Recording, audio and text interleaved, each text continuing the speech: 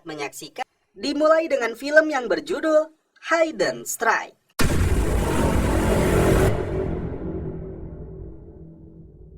Answered for the besieged employees of you have volunteered to carry out the high-risk mission.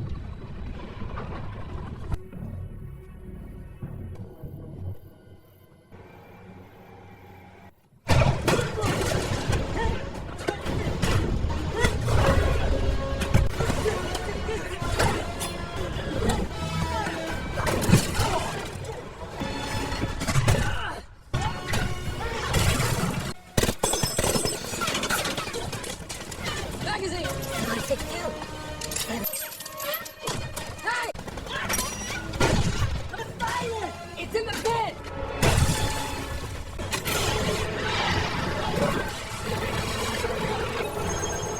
How do you want it? Starts working.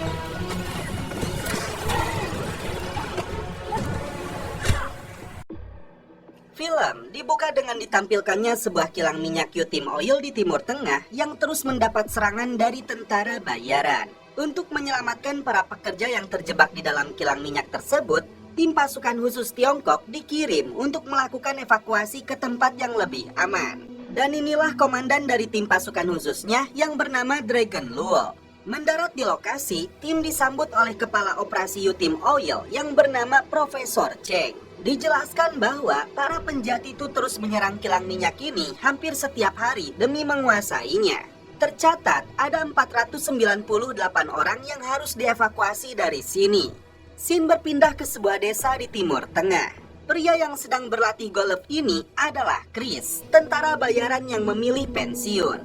Tak berselang lama, datang adiknya yang bernama Henry dan beberapa anak buahnya. Henry datang menyerahkan uang jatahnya Chris. Henry mengajak Chris untuk menculik beberapa orang dari kilang minyak itu yang akan dikawal tim pasukan khusus Tiongkok yang akan melalui jalur maut, jalan yang disebut paling berbahaya di negara ini. Namun Chris menolaknya, memilih kembali ke desa tempat dia tinggal. Tak berselang lama, datanglah temannya Owen yang bekerja di Unicorp mengecek pompa penyedot air yang sudah jelas rusak.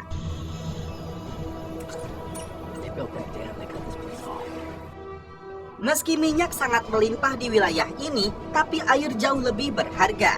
Untuk mendapatkan jatah air dari Unicorp, Owen menyebut mereka membutuhkan $100.000 untuk suapnya, agar warga desa ini bisa bertahan hidup. Karena desa ini sudah seperti kampung halamannya sendiri, Chris akan berusaha untuk menyiapkan uangnya. Kembali ke Dragon dan timnya membahas rencana evakuasi. Karena jalur aman sudah dikuasai pemberontak, mau tidak mau, jalur maut menjadi opsi terakhir mereka. Dengan menggunakan sebuah kunci yang disebut dongle, seluruh sistem operasi kilang minyak ini langsung berhenti total. Dongle tersebut dimasukkan ke dalam tas lalu dititipkan kepada ilmuwannya yang bernama Mei. Lebih dari 10 bis telah dipersiapkan untuk mengevakuasi 500 orang dari kilang minyak ini. Dr. Mei duduk di bis nomor 1 yang langsung dikemudikan oleh Mamang Jackie. Masing-masing bis dikawal oleh satu anak buahnya. Setelah semuanya siap, konvoi mulai bergerak menuju zona hijau. Sedangkan 3 helikopter berangkat lebih dulu. Singkat cerita, konvoi sudah tiba di jalur maut.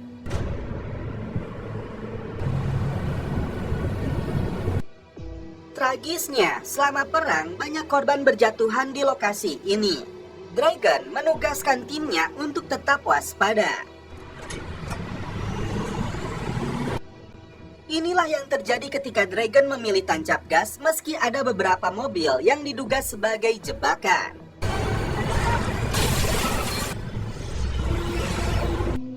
Terungkap di sini bahwa Dr. Mei adalah putrinya Dragon. Dia luapkan kekesalannya karena ayahnya ini lebih peduli dengan tugas negara daripada ibunya sendiri yang terbaring di rumah sakit.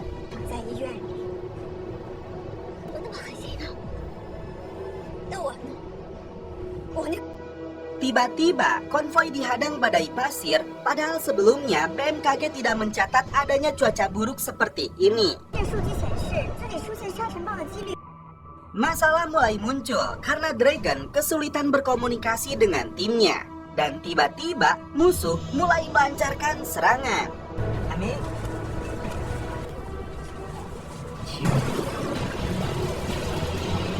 Two-bit Tomb Raider. We're on the X. Anak buah Dragon yang mengawal bis nomor 8 dan nomor 11 dilumpuhkan. Setelah itu, kedua bis tersebut dibajak oleh komplotan penjahat ini.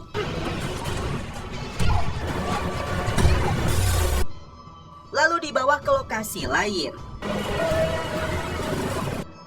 Setelah keluar dari badai pasir, Dragon menghentikan bisnya.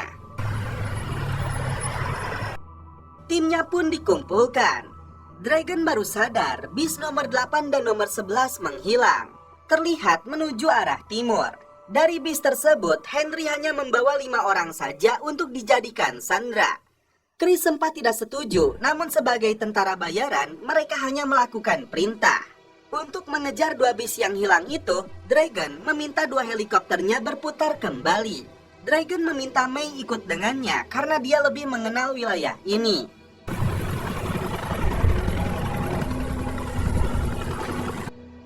Dari atas heli ini, Dragon menemukan mobil yang menggunakan mesin jet untuk mendorong pasir hingga terjadilah badai palsu.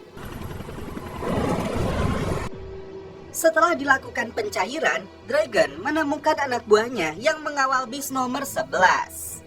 Dia membeberkan pelakunya orang Amerika yang bergerak cepat dan terorganisir. Sementara itu, tim helikopter lainnya menemukan konvoi musuh yang dipimpin oleh Chris dan Henry. Lalu, inilah yang terjadi.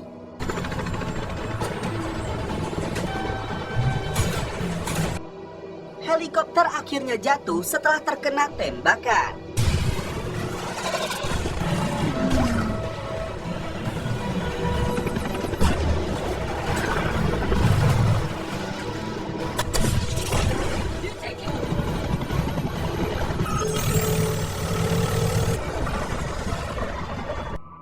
Dragon turun menggunakan tali setelah menemukan bis nomor 8.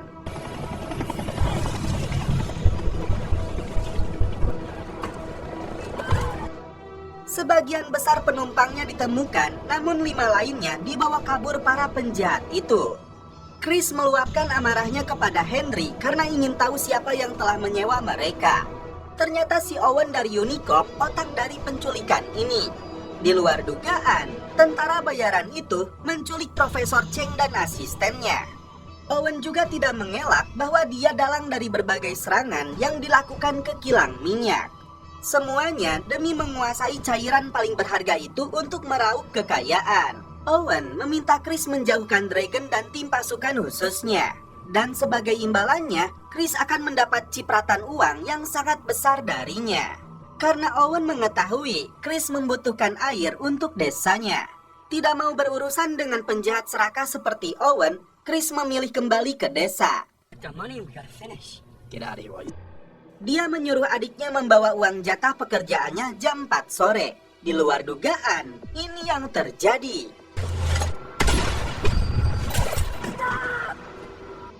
Henry dan anak buahnya dihabisi Owen. Lalu membuat skenario seakan-akan dia dihabisi oleh tim pasukan khususnya Dragon. Sementara itu, Dragon menemukan mobil ATV yang dikendarai oleh Chris lalu mengejarnya hingga ke desa.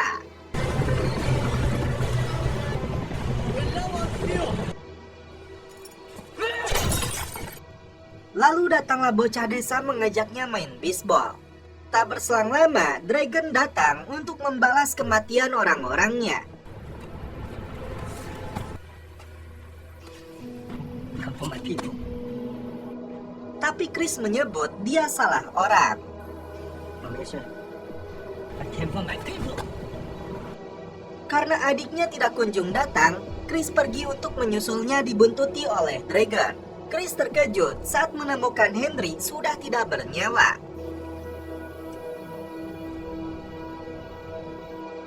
Dari saku bajunya, Chris mengambil tutup tangki motor. Saat Dragon masuk, ini yang terjadi.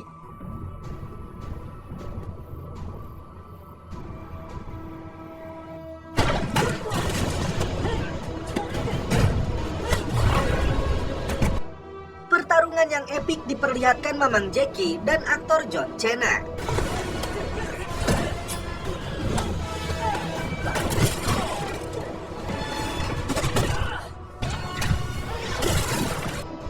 Dragon menuduh Chris membunuh anak buahnya, tapi mereka juga telah membunuh adiknya Chris. Tiba-tiba muncul mafia penjual senjata yang menagih hutang kepada Chris. Mereka kembali mundur tapi langsung melancarkan serangan.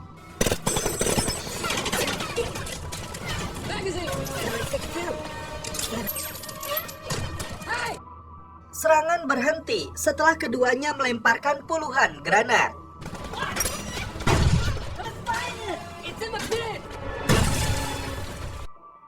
Dari asalnya musuh, kini keduanya bekerja sama untuk membalas perbuatan Owen dan antek-anteknya.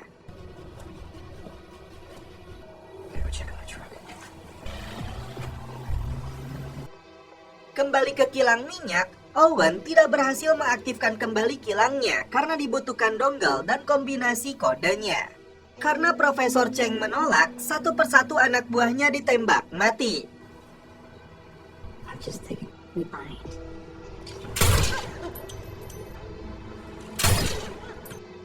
Ternyata salah satunya adalah anak si profesor. Tidak punya pilihan, Cheng mengatakan dongle-nya berada di dalam tas miliknya. Putranya mengatakan melacak ponsel ibunya jika mereka ingin tahu di mana tas itu berada. Kembali ke desa, terlihat Chris sedang memberi makan kepada anak-anak di sana. Sementara itu, Mei mendapat telepon tidak jelas ke ponselnya Profesor Cheng. Sementara itu anak buah Dragon melaporkan bahwa seluruh bis telah sampai di zona hijau. Disinilah Dragon sadar bahwa Chris memang bukan penjahat, tapi dia orang baik yang merawat anak-anak yatim piatu korban peperangan.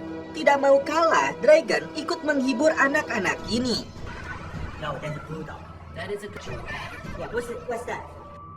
Di saat keduanya menceritakan kehidupan masing-masing, tiba-tiba musuh datang ke desa ini untuk mendapatkan dongle-nya.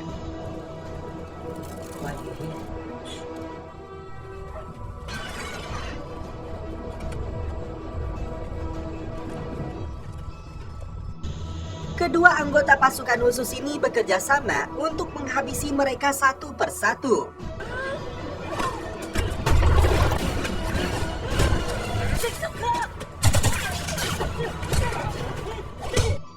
Chris mengira musuh mencari ponselnya Profesor Cheng.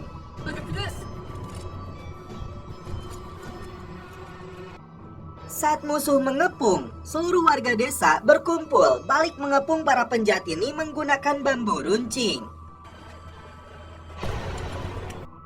Tidak ingin membahayakan warga desanya, Chris memberikan tas milik Profesor Cheng yang mereka inginkan. Di pagi harinya, Mei mengungkapkan tas itu berisi dongle dan kode kombinasi untuk mengaktifkan kilang minyaknya. Mereka yakin Owen dan antek-anteknya ingin mencuri jutaan barel minyak melalui jalur pipa yang mengalir ke seluruh negeri. Dari pipa-pipa tersebut, Owen akan mengisi puluhan truk tangki dan kapal-kapal tanker yang berkomplot dengannya. Untuk menghentikan mereka, Dragon dan Chris pergi menggunakan truk penyembur pasir yang dilengkapi mesin jet.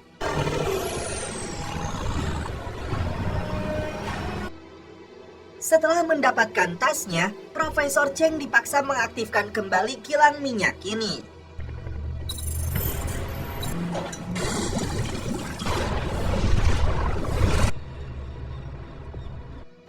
Sebuah RPG dilepaskan untuk menyambut kedatangan Dragon dan Chris.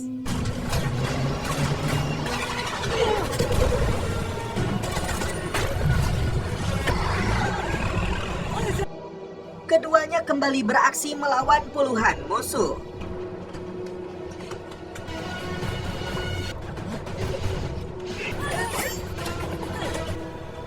You stay here and watch stuff.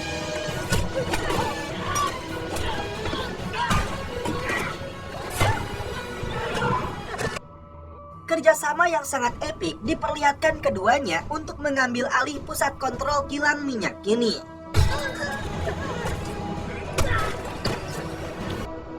Keduanya cukup dibuat kewalahan menghadapi si botak.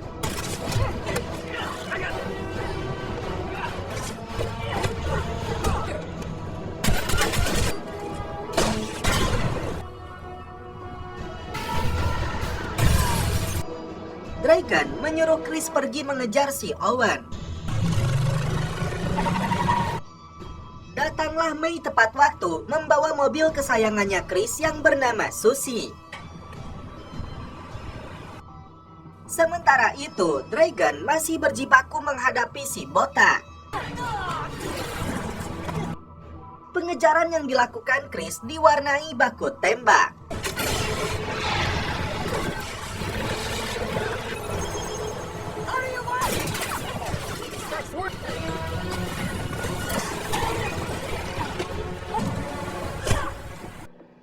Setelah cukup lama berjibaku di dalam lautan busa ini, akhirnya Dragon berhasil mengalahkan si botak.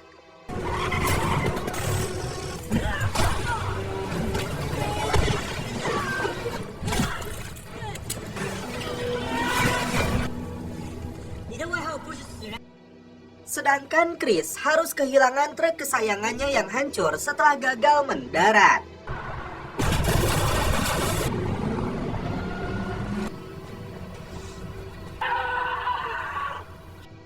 Tak berselang lama, datanglah Dragon dengan truk jetnya. Setelah melihat Owen mengawal konvoi truk tankinya, Chris mengaktifkan mesin jetnya.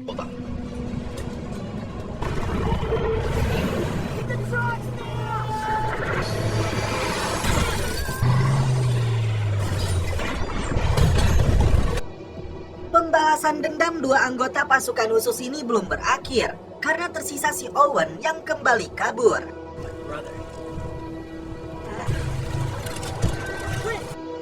Mereka menabraknya hingga terjun ke bawah jurang.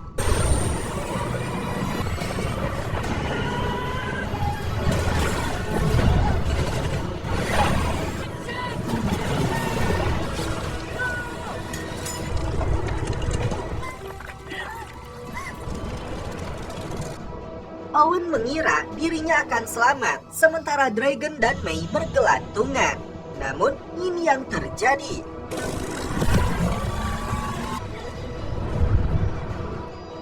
Lalu, di manakah Chris?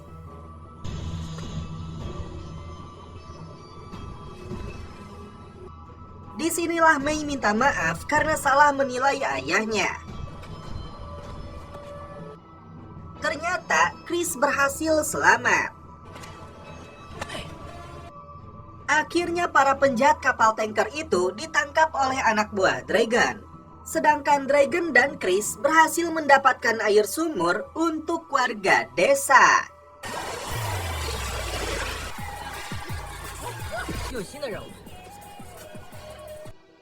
Jangan skip dulu, karena selanjutnya kita masuk ke film keduanya Jackie Chan. Kita masuk ke film keduanya Jackie Chan yang berjudul The Foreigner. Berlatar belakang di kota London, Inggris, diperlihatkan aktor utama dalam film ini yang bernama Kwon Min. Kwon datang menjemput putrinya yang bernama Fan yang hendak pulang kuliah.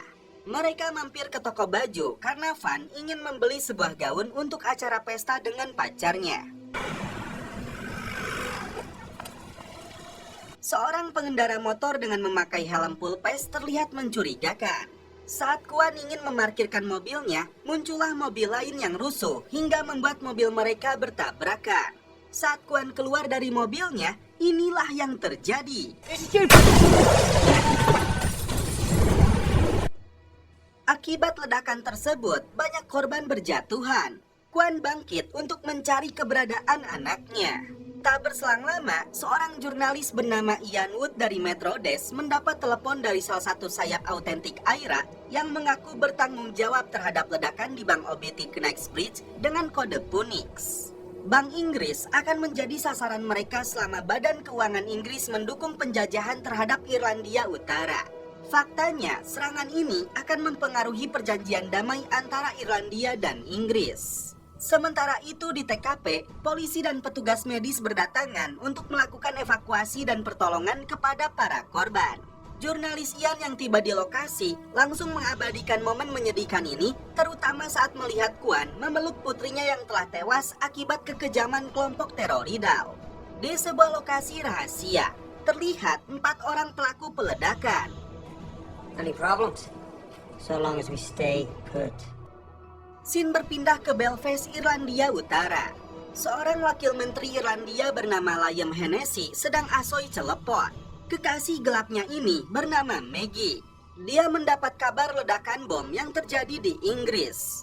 Tak lama kemudian, istrinya yang bernama Mary menelepon karena Liam tidak pulang. I had Beth put it in the calendar, okay?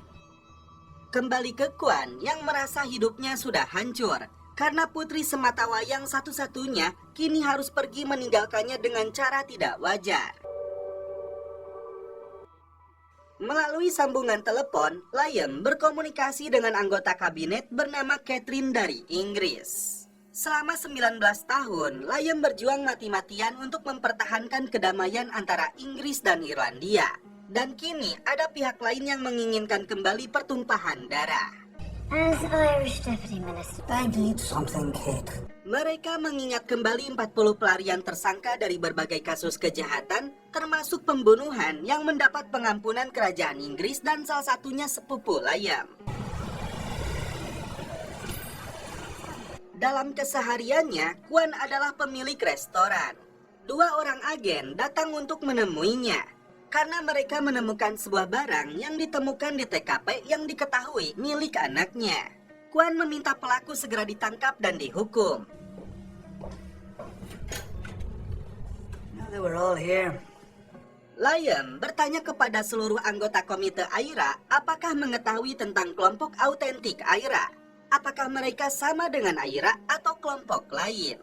Meskipun dulu Liam adalah bagian dari kelompok Aira, namun baginya sekarang aksi kekerasan dan penyerangan seperti yang terjadi hari ini hanya menimbulkan kematian yang sia-sia. Selain bahan peledak jenis semtek dari Ceko yang digunakan, kata sandi Punix yang diucapkan oleh pelaku mengidentifikasikan mereka mengetahui sepak terjang dari Aira. Dengan nada tinggi, Liam meminta mereka melakukan investigasi internal untuk mencari pelaku dan sosok pengkhianatnya. What do we get in return? so unless you all want to trash what we have, fucking exceptions. Sementara itu, di kantor penanggulangan teroridau yang berada di Inggris, agen Bromley mulai menemukan titik terang terhadap pelaku penyerangan yang menggunakan sepeda motor. The Chinese man. We backtracked 47 minutes. Kwan berkali-kali datang untuk meminta kepolisian segera menangkap dan menghukum pelakunya. Dia membawa beberapa potongan dari surat kabar yang berkaitan dengan Aira. Bahkan, Kwan memberikan 20.000 pound sterling untuk meminta identitas pelaku. Namun Bromley menolaknya. How long have you been in this country, Mr. Kwan? I need you to understand that. Terungkap masa lalu Kwan adalah seorang imigran dari Tionghoa menuju Singapura, kemudian menjadi warga negara Inggris. 2 anak lainnya tewas dalam pelarian, sedangkan istrinya meninggal saat melahirkan Van. Kini dia hidup sebatang kara. Do you understand? Thank you for seeing me, Commander. Tidak puas dengan jawaban kepolisian, Kwan mengumpulkan informasi sendiri. Dia juga melihat tayangan berita yang mewawancarai Liam sebagai mantan anggota Aira. People look for scapegoat. Kwan langsung menelepon Liam, bahkan bersikeras menunggu selama 30 menit. This is Liam Hennessy. And a former IRA member. Dia menanyakan pelaku penyerangan, namun Liam membantah mengetahuinya.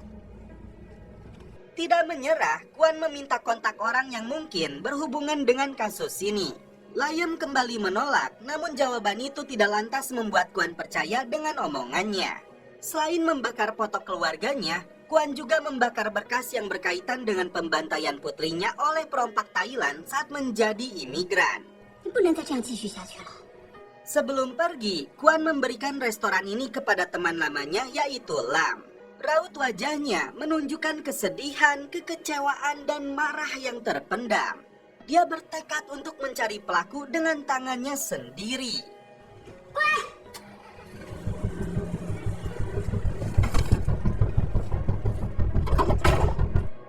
Tak tanggung-tanggung, Kwan pergi ke Irlandia untuk menemui Liam.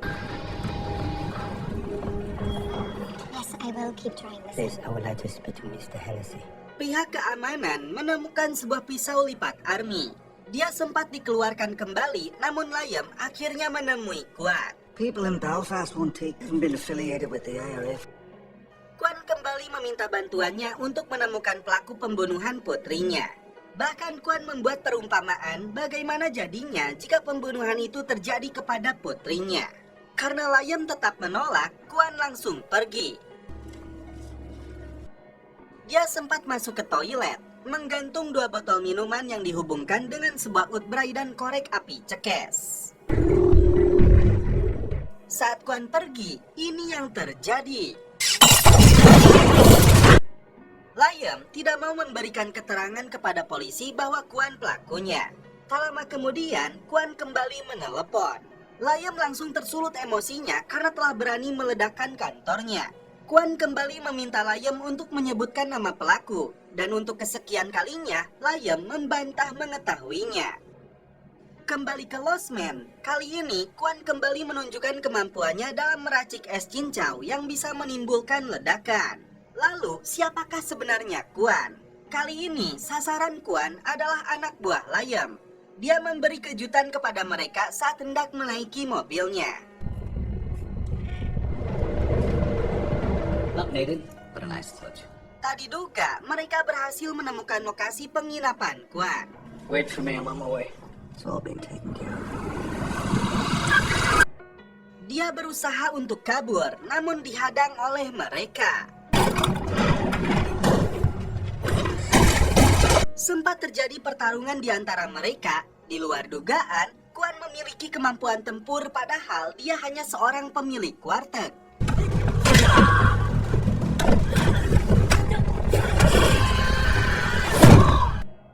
Quan berhasil lolos dari usaha penangkapan yang dilakukan anak buah Liam. Fucking monkey. What is going on? Sepupu Liam yang bernama Sen akhirnya datang. Sen merupakan ranger kehormatan dari resimen kerajaan Irlandia. Dia ditugaskan untuk menemui agen Brumley, menjelaskan kepadanya bahwa serangan itu bukanlah ulah mereka.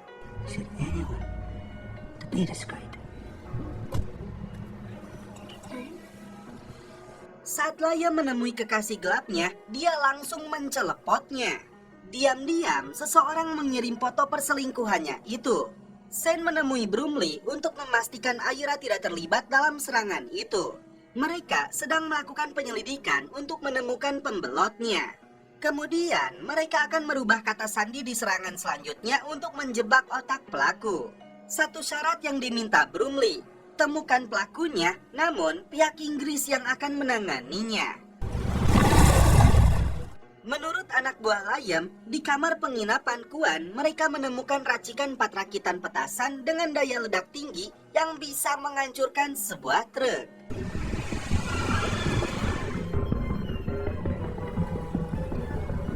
Terlihat, Quan sedang menyembunyikan mobilnya di sebuah hutan. Pemilik warung nasi ini bergaya layaknya seorang pasukan khusus. Dia mengendap di sekitar rumah Liam yang berada di area peternakan. Lalu, Quan mengendap masuk ke dalam kandang untuk memasang bahan peledak. 2 orang penjaga yang hendak menyergapnya dengan mudah dia lumpuhkan. Dan tiba-tiba,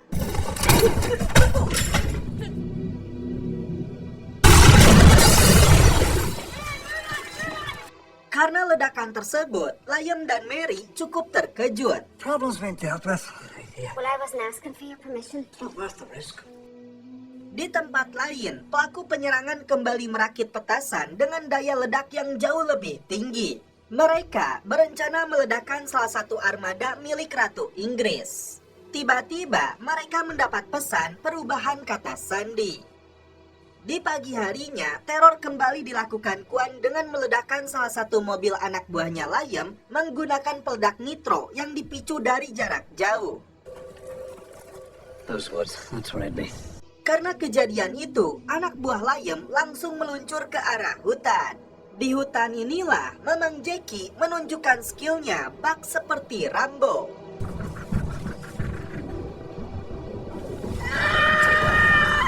Tiga anak buah Liam berhasil masuk ke dalam perangkap, namun sialnya Quan sempat tertembak di bahunya. We need 100 more men at least, if you can spare 'em. Liam akhirnya meminta bantuan Sen untuk menangkap Quan. Di London, fakta lain terungkap bahwa Mary ternyata berselingkuh dengan Sen. Ternyata Mary menaruh kebencian kepada suaminya itu setelah kematian kakaknya Patrick. Meskipun Liam mengetahui pembunuh kakaknya, namun dia tidak mau menuruti permintaannya untuk membunuh pelaku. So my Patrick is dead. It's not. Dalam guyuran hujan deras, Kwan mengobati luka tembak di bahunya dengan pisau Rambo yang dia panaskan. Dia mengingat kembali kejadian memilukan yang merenggut nyawa putrinya saat perompak Thailand menyerang kapal para imigran. Dalam sebuah berkas rahasia, Liam menemukan sebuah fakta mengejutkan bahwa ternyata Kwan seorang mantan pasukan khusus yang pernah dilatih Amerika yang menghabiskan banyak waktu di dalam penjara. Anggota komite AIRA yang bernama Hugh McGrath dipanggil oleh Liam karena dia mendapat informasi persenjataan dan 10 kilo semteknya telah hilang. Yang mengejutkan, dia mengetahui semua yang terjadi kepada Liam termasuk tempat persembunyian Mary dan putrinya. You should be back in Belfast. Oh, encouragement. Terungkap, Liam memang memerintahkan penyerangan kepada lembaga keuangan Inggris, namun tanpa mengorbankan nyawa warga sipil. I heard you, old Liam. Hugh mempermasalahkan posisi Liam yang duduk di rumah mewah, padahal perjuangan yang mereka inginkan seperti masa lalu dengan membawa senjata. I'll bury the lot of yous. Saat masuk ke ruang kerjanya, Liam mengira anjingnya telah mati, bahkan pistolnya hilang. Namun tiba-tiba, di bawah todongan pistol, Kwan kembali memaksa Liam untuk menyebutkan pelakunya. Dalam posisi ketakutan, Liam membeberkan rencana mereka untuk menjebak pelaku dengan sandi baru saat serangan selanjutnya. They'll use a code word. Kwan memberinya waktu 1 hari untuk menemukannya. What if they don't set off a bomb by then? Sementara itu, Bromley mendapatkan tanda di bagian tangan pelaku pengeboman. Seorang wanita bernama Maggie yang merupakan pacar Liam keluar dari bis tingkat. Dan tiba-tiba,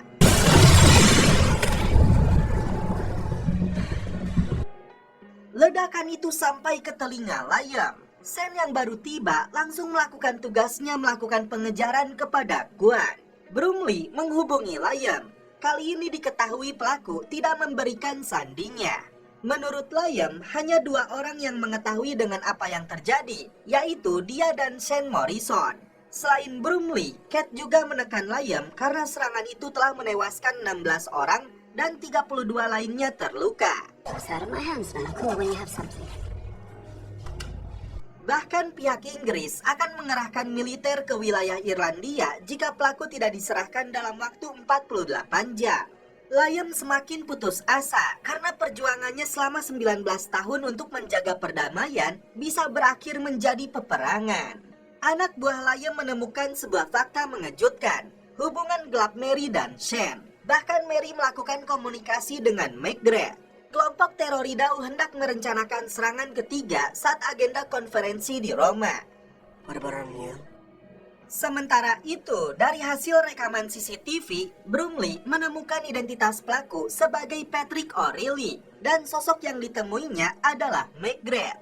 Someone we've just ID'd at the bus explosion. Let me help you with McGrath. Awalnya, Liam membantah mengenal McGrath. Namun Bromley yang tidak bodoh telah mengintainya dari sebuah drone pengintai. Dari hasil pelacakan di GPS ponselnya, McGrath berada di lokasi peternakan.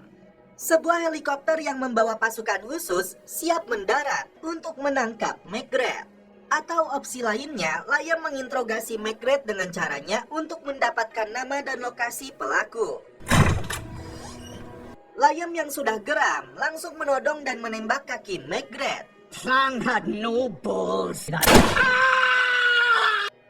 Mereka adalah pria dan wanita bernama Maggie dan dengan nama asli Sarah McKay, yaitu kekasih gelap Liam yang sebenarnya diperintah oleh McGrath. Dia juga bekerja sama dengan Mary karena kebenciannya kepada Liam akibat kematian kakaknya. Liam yang tidak bisa lagi mengendalikan emosi akhirnya mengeksekusi mati McGrath.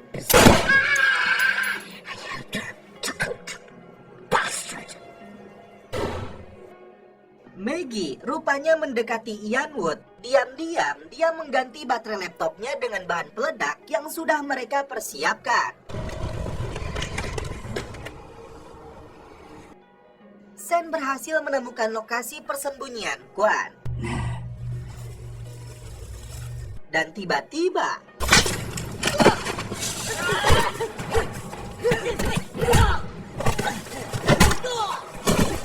akhirnya Kwan berhasil mengalahkan Sen. You're on the phone? He's got a burn mark on his right hand. Dia juga pada akhirnya mendapatkan daftar nama pelaku pengeboman yang menyebabkan putrinya tewas. Informasi itu memuaskan Kwan dan dia langsung membebaskan Sen. Come in. Ketika Sen kembali menemui Liam, dia tidak mau membahas perselingkuhan dia dan istrinya. Namun, kini terungkap Sen sengaja dimanfaatkan oleh Mary untuk mencuri informasi dari Liam, khususnya berkaitan dengan kata sandi yang baru. Liam memaafkan Sen, namun ada tugas terakhir untuknya. Bury that pig on the southbound back to New York, son. Sementara itu, pasukan Inggris yang dipimpin Brumley sudah mengepung lokasi persembunyian 5 pelaku penyerangan. Sierra 2, roger that. Try one on balcony. Di saat yang sama, Kwan menyelinap masuk ke lokasi itu. Ian Wood yang membawa laptop lolos dari pemindaian di bandara. All X-rays now complete in the living room. Saat pasukan hendak menyergap kamar mereka, Kwan lebih dulu masuk menyamar menjadi petugas kebocoran gas. Roger that. I have control. Thank you. I will be very fast.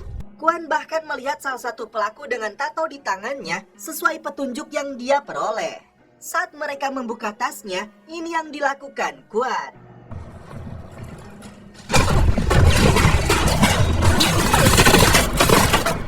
Dalam serangan kejutan ini, 4 orang teroridau berhasil dihabisi oleh Kwan seorang diri.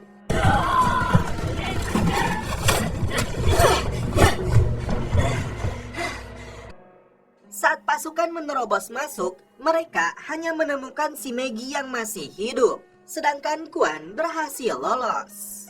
Maggie disiksa habis-habisan untuk membuka mulutnya terkait rencana serangan selanjutnya. Good to go, son. 3 p.m. son. Ian Wood yang sedang santuy di bandara terkejut saat petugas mencarinya. Is that your laptop, yeah? Untungnya, pasukan berhasil mengambil laptop itu dan langsung melemparnya. Maggie akhirnya dieksekusi mati. Kwan kembali pulang karena tugasnya untuk membalaskan kematian putrinya telah tuntas. Sedangkan Liam harus mempertanggungjawabkan segala perbuatannya di depan lembaga keamanan Inggris. And McGraw, I'm issuing pardons for 5 on the runs. Order it.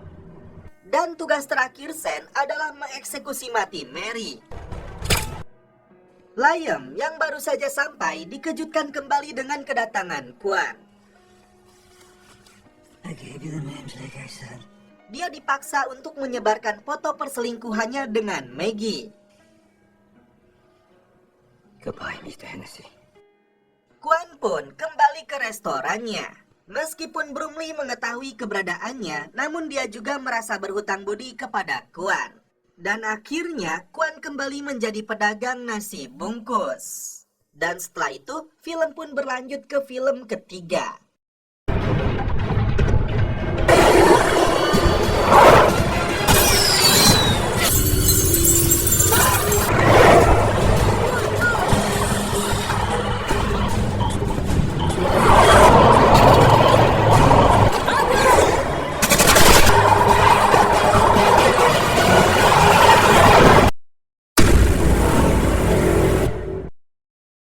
Film dibuka dengan ditampilkannya seorang wanita seksoi yang mengaku kebelet pipis di sebuah pangkalan militer, padahal dia hendak mencuri kunci.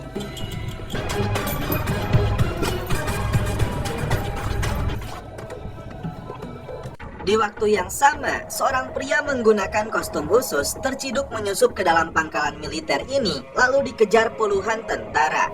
Dan inilah aksinya.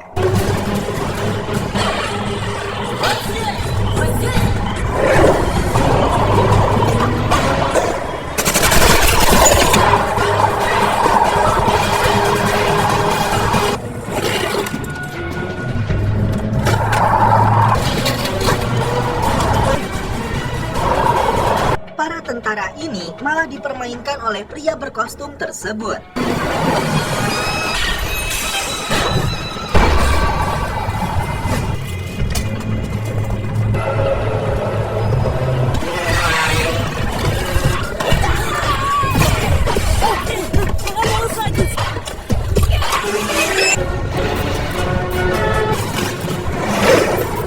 Masuk ke dalam terowongan, inilah aktor utama dalam film ini, yaitu Jackie Chan alias Jesse, seorang perampok profesional. 哎，继续，你感兴趣吗？ Scene berpindah ke Beijing. Jackie menyamar jadi wartawan National Geographic Channel bernama Martin. Dia menemui Profesor Guan yang menceritakan sejarah 12 perunggu yang sedang dalam penelitiannya. 12 kepala shio itu rupanya dibuat arsitektur agung untuk menghiasi istana musim panas tahun 1700-an. Namun tahun 1800-an terjadi serangan barat yang mengakibatkan istana hancur dan porak-poranda. Berbagai karya seni yang terdapat di dalam istana ada yang dijarah dan dibakar. Profesor Guan mengizinkan Jackie untuk menyentuh 12 kepala tiruannya, namun tidak boleh memotretnya. Guan menyebut mahasiswanya di Paris sedang mengecek keaslian kepala tikus dan kelinci yang akan dilelang di sana. Dengan sarung tangan khususnya, Jackie mengirimkan bentuk kepala shio ini kepada timnya untuk dibuatkan tiruannya. Singkat cerita, Jackie dan tim menggunakan kepala tiruannya untuk masuk ke Paris. Merci.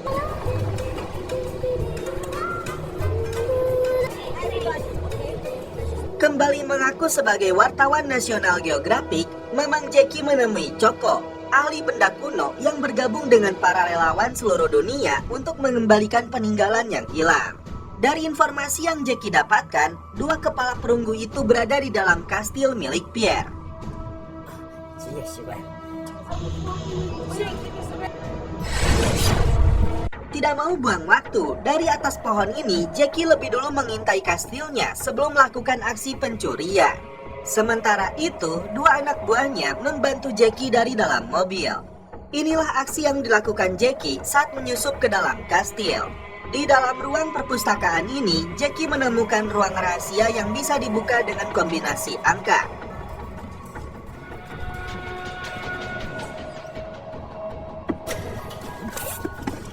Karena petugas kebersihan datang, Jackie lebih dulu bersembunyi.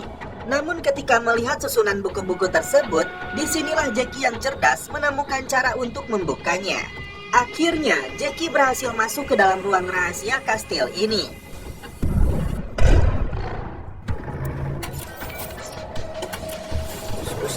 Menemukan kepala perunggu tikus dan kelinci. Tak hanya itu, Jackie melihat tongkat Fir'aun dan bintang Arabia. Faktanya, barang-barang bersejarah yang jadi relik nasional ditemukan di sini. Termasuk lukisan The Rose yang selama ini mereka cari ada juga di tempat ini. Di luar dugaan, Jackie diciduk petugas keamanan dan Choco yang tidak melihatnya dengan jelas karena sedang menggunakan kaca pembesar. Aksi kocak kembali ditampilkan Jackie setelah dikejar anjing-anjing penjaga. Dari dalam taman labirin ini, Jackie berusaha terbang menggunakan parasut. Tapi lagi-lagi gagal.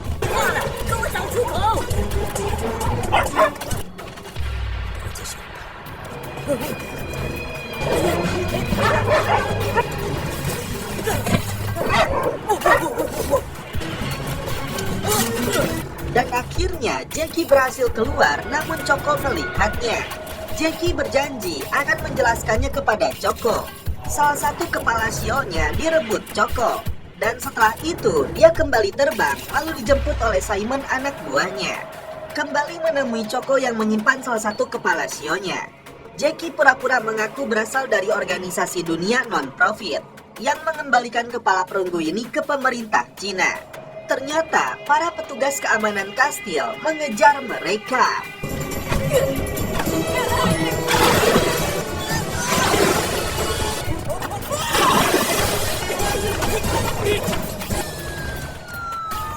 Tak berselang lama, datanglah polisi Prancis menangkap mereka semua. Jackie dan tim kembali bebas karena jasa seorang putri bangsawan bernama Catherine, yang ternyata pewaris kastil Cecil. Diundang ke kastilnya, Jackie melihat ada kepala ayam yang diakui Catherine sudah berada di sini sejak dia lahir. tapi Choco menuduhnya sebagai barang curian. Catherine menceritakan tentang kakek buyutnya yang seorang pelaut, berlayar untuk mencari Indestructible, tidak pernah kembali dan menghilang secara misterius. Pierre sendiri diomeli dunungannya yang menginginkan kembali lukisan miliknya yang bernilai $1 miliar. Dari gudang kakek buyutnya Catherine, Tim melihat banyak barang berharga. Diam-diam, Jackie dan Tim merencanakan untuk mencuri patung kepala ayamnya. Choco kembali marah menuduh keluarga Catherine mencuri barang-barang sejarah milik bangsa Cina. Terpaksa Jackie melerai keduanya. Dari salah satu foto peninggalan kakek buyutnya itu, Jackie melihat 12 kepala patung perunggu termasuk kepala naga. Karena itu, Jackie pura-pura menawarkan diri untuk menemukan kapal kakek buyutnya yang mungkin saja karam atau tenggelam. Sambil mengumpulkan informasi tentang kapalnya, diam-diam Jackie dan Tim mengganti kepala ayam asli dengan replikanya. Setelah itu, kawanan pencuri ini menyerahkannya kepada Jonathan. Singkat cerita, Jackie dan Tim berlayar menuju lokasi yang diduga tempat karamnya kapal kakek buyutnya Catherine. Mereka terdiri dari Jackie dan 3 anak buahnya, ditambah Choco dan juga Catherine. Tiba di dalam hutan, Choco sempat bertanya kepada Jackie karena informasi yang didapatkan adanya lelang 3 kepala perunggu. Jackie beralasan itu hanya replikanya saja, karena yang aslinya ada pada mereka. Di pagi hari saat tim berpencar, tiba-tiba Choco dan Catherine sedang bergelantungan. Jackie berupaya menolong mereka, namun ini yang terjadi.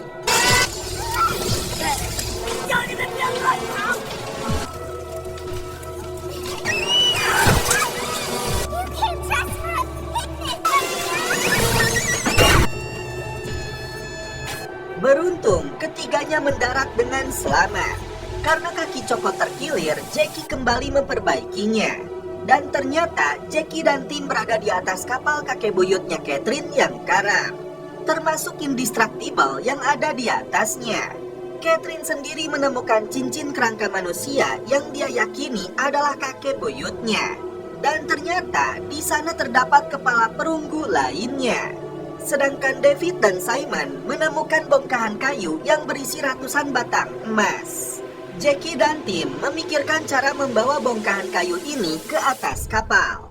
Tiba-tiba si kapten kapal diseret oleh Pierre dan anak buahnya, memaksa Jackie menyerahkan lukisan dan benda berharga lainnya yang dia curi. Tak berselang lama, muncullah kawanan bajak laut. Jackie sudah mengajak Pierre untuk bekerja sama mengalahkan mereka. Namun si Pierre menolak, mengaku tidak kenal Jackie. Para bajak laut ini memaksa Jackie mengatakan apa yang mereka lakukan dengan alat pendeteksi logamnya. Namun tiba-tiba, Jackie dan Tim menghadapi para bajak laut ini.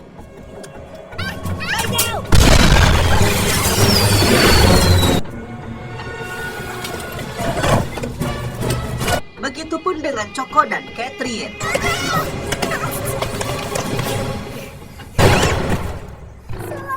Jackie membantu mereka menyeberang ke lokasi yang lebih aman. Saat mengamankan kepala perunggunya, Catherine membuat kerusuhan dan selanjutnya ini yang terjadi.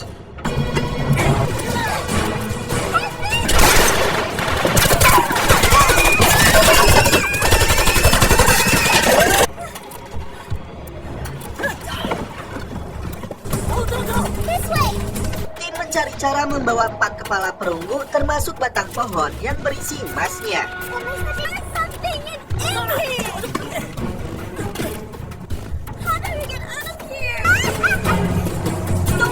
Sebelum itu, serang lebah dimanfaatkan Jackie untuk menyerang komplotan bajak laut.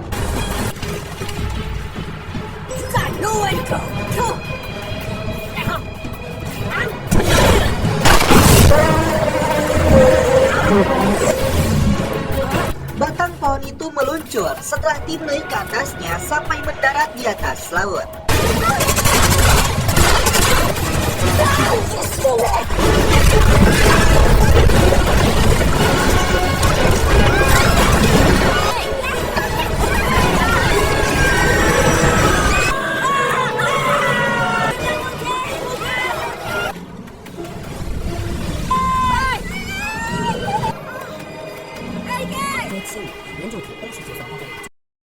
atas kapal pesiar ini, Jackie dan tim bersorak bahagia karena di dalam batang pohon itu terdapat 2.900 batang emas dengan berat totalnya mencapai 8 ton lebih. Saat mengantar Jackie yang mabuk ke kabinnya, di sanalah Choco menemukan bukti bahwa Martin yang dia kenal ini bukanlah reporter Nat Geo. Di pagi harinya, Jackie tidak bisa berbohong lagi kepada Choco bahwa dia dan timnya adalah perampok profesional. Mereka mengincar emas dan kepala perunggu untuk dilelang. Choco kecewa karena seharusnya Jackie melindungi warisan budaya Cina. Tiba-tiba batang pohon itu terbalik menjatuhkan seluruh batangan emasnya ke dasar laut. Hanya tersisa satu batang yang sebelumnya disimpan Choco. Namun karena perselisihan tadi, Jackie membuangnya juga agar Choco tidak salah menilainya. Padahal Simon dan David segera menandai koordinatnya. Diberitakan, gelombang protes yang dilakukan Choco dan teman-temannya mendapat dukungan dari para pejabat di berbagai negara. Namun dua relawan mereka dilaporkan mendapat serangan dari orang tidak dikenal. Terungkap bahwa kepala naga yang Jackie cari faktanya sudah lama berada di tangan Lawrence Morgan. Mereka sengaja menipu Jackie dengan bonus yang besar demi mendapatkan kepala perunggu lainnya. Perusahaan itu akan melelang kepala naga dimulai dengan harga 60 juta euro. Namun karena gelombang protes yang begitu keras, tidak ada satupun kolektor yang mau membelinya. 3 relawan yang sedang mengintai markasnya Morgan diciduk keamanan mereka. Choco datang menemui Jackie untuk minta bantuannya, karena salah satu dari 3 relawan itu adalah adiknya. Choco tidak tahu di mana mereka berada. Karena polisi tidak bisa dia harapkan, Choco memohon kepada Jackie untuk menyelamatkan mereka. Yang membuat Choco makin sedih, Profesor Guan ikut ditahan polisi karena memberikan datanya kepada mereka. Akhirnya, Jackie putuskan untuk menjebak si Jonathan datang dengan mengatakan sudah menemukan lukisan The Rose. Jonathan mengaku telah berbohong kepada Jackie, dan dari mulutnya kini dia mengetahui markasnya Morgan. Tiba di markasnya mereka, Jackie menunjukkan lukisan The Rose yang dia sembunyikan di balik jaketnya. Ternyata perusahaan ini menjalankan bisnis penggelapan dan pemalsuan benda-benda bersejarah dengan nilai omset miliaran dolar. Bukan abal-abal, prosesnya dilakukan oleh puluhan ahli di bidangnya menggunakan berbagai macam teknologi, termasuk tungku khusus untuk menirukan emisi karbon, agar barang palsu yang mereka buat terlihat antik. 这个历史是假的，可怜的呀，哇，这是什么？咱们骗古董专家只能靠人工。 Ternyata di pabrik ini, Jackie bertemu dengan saingannya sesama perampok profesional bernama Vulture. Tapi si Vulture ini jauh lebih jahat karena mencuri patung Buddha di daerah perbatasan Asia Tenggara. Itu memicu perang di perbatasan yang mengakibatkan ribuan orang tewas. Dan selanjutnya, kini kita saksikan pertarungan epik antara dua perampok profesional ini.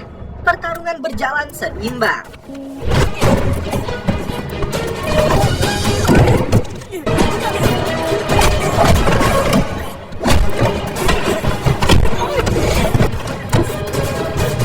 Kathy menunjukkan kepada Jackie ruangan yang dijaga ketat dan diduga sebagai tempat mereka menyandra 3 mahasiswa relawan. Jackie akan memberikan lukisan The Rose-nya secara gratis, asalkan Morgan melepaskan 3 orang yang mereka sandra. Karena Morgan mengelak, Mamang pun kembali beraksi. Puluhan anak buah Morgan kewalahan menangkap Jackie. Tidak mau ketinggalan momen, Kathy dan anteknya si Vulture terlibat duel 1 lawan 1. 中奖了！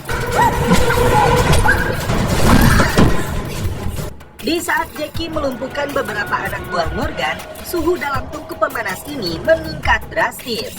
Aksi Mamang Jackie kembali berlanjut di ruang studio foto. Dan tiba-tiba tungku itu meledak.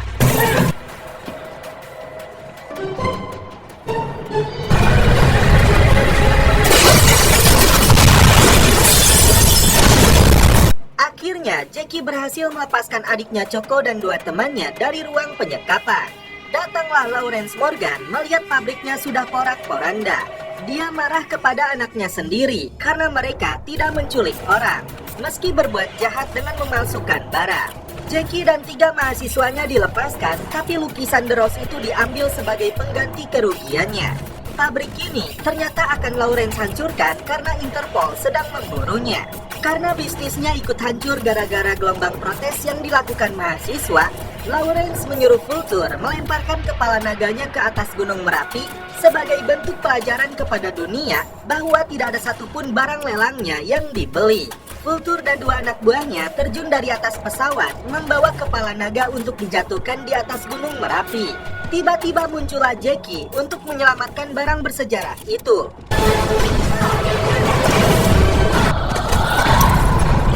Mereka saling berebut sampai Jackie dikepung. Karena si cewek pingsan, Jackie menyuruh temannya untuk pergi menyelamatkan dia. Jackie melepaskan parasutnya demi menangkap kembali kepala naganya. Bahkan ketika Vulture menangkapnya, Mamang Jackie rela melepaskan parasut cadangannya, lalu meluncur deras di atas Gunung Merapi mengandalkan kostum udaranya. Momen yang cukup dramatis sampai Vulture mengakui keunggulan Jackie. There really something else, brother. Kepala naga itu berhasil diamankan. Sedangkan Lawrence dan anaknya ditangkap Interpol untuk mempertanggungjawabkan kejahatan mereka. Choco dan teman-temannya datang ke rumah sakit untuk menjenguk Jackie. 关键时候也放出来了。 You're the man. Dan setelah itu, film pun berakhir.